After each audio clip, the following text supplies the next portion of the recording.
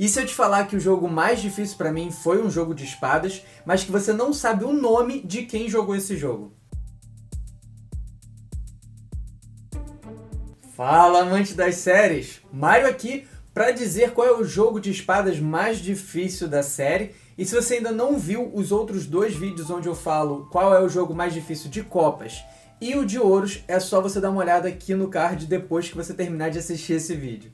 Foram vários os jogos de espadas, foram 6 para ser mais exato, que apareceram na série. 5 deles eu poderia ranquear, mas só vou ranquear 4, porque um deles nem merece ser ranqueado de tão fácil que foi, e eu já falo por quê. E sem enrolações nesse vídeo, vamos logo falar quais foram os 6 jogos de espadas que apareceram na série. O primeiro deles foi o 5 de espadas, o pega-pega, que traduziram no Brasil, ridiculamente, de forma errada, como jogo do símbolo. Momento em que somos apresentados aos coelhos da série, a Usagi e o Akune.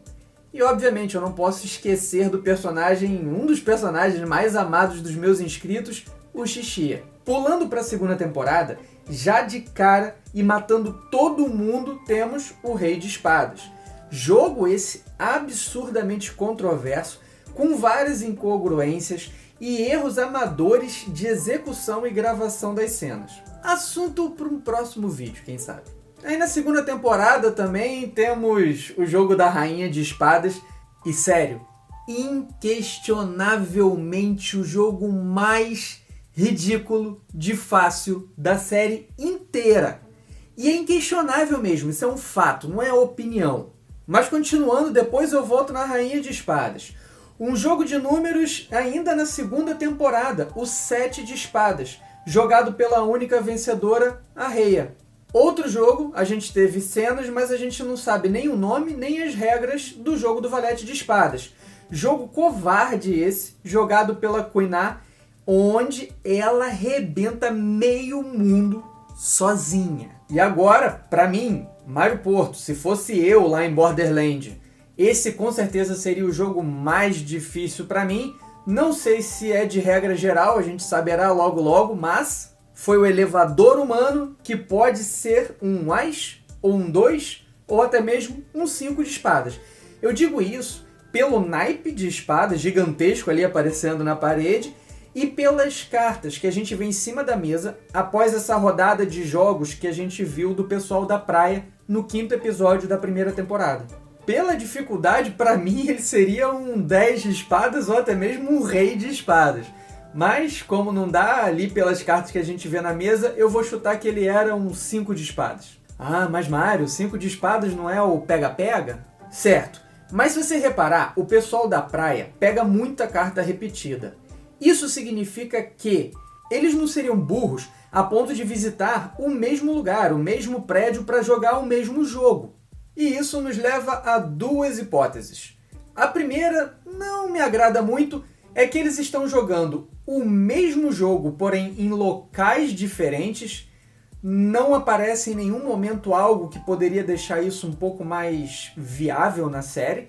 E a segunda hipótese é que eles estão jogando jogos diferentes com a mesma dificuldade. Ou seja, mesmo número e mesmo naipe. Você não tinha ainda se ligado nisso, né?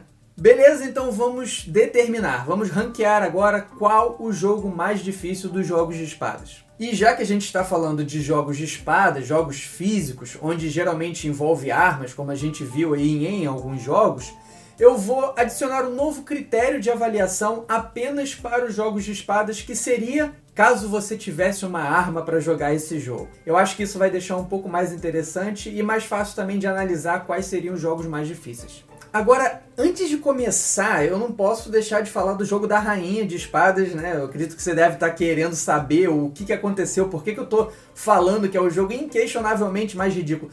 Sim, ele é o jogo mais fácil, mais ridículo e mais mal elaborado da série, e eu vou explicar agora por quê. A regra é clara. São 16 rodadas, onde as equipes se revezam entre caça e caçador. A equipe caçadora tem 5 minutos para apertar o botão nas costas daqueles que são a caça nessa rodada, fazendo com que essa pessoa mude para o seu time no final da rodada e a equipe com mais pessoas ganha. Que porcaria de regra é essa, cara? A rainha começa com um total de 4 pessoas na equipe dela, enquanto a equipe do Aricia e da Uzagi, eles têm 16 na equipe. É tão óbvio, é tão ridículo isso. Bastava combinar um lugar e todos aqueles que foram pegos pela equipe da rainha, na rodada seguinte, eles deixariam ser pego por alguém da equipe do Aricia e da Uzagi. Dessa forma, com toda certeza, no mínimo eles teriam aí todo final de rodada umas 15, 16 ou até mais pessoas. E o detalhe mais bizarro é a equipe do Aricia, a equipe do menininho como o rei do jogo, que é a última equipe a correr atrás. Ou seja, eles têm a maior vantagem do jogo a favor deles. Na pior das hipóteses, eles nem precisavam correr, era só ir deixando ser pego, e na última rodada, como eles fecham o jogo sendo os caçadores, bastava que todo mundo que foi pego fosse até o rei azul e deixasse ser pego por ele. Assim, no final das contas, eles iam ter muito mais. É só seguir essa regra. Pronto, acabou!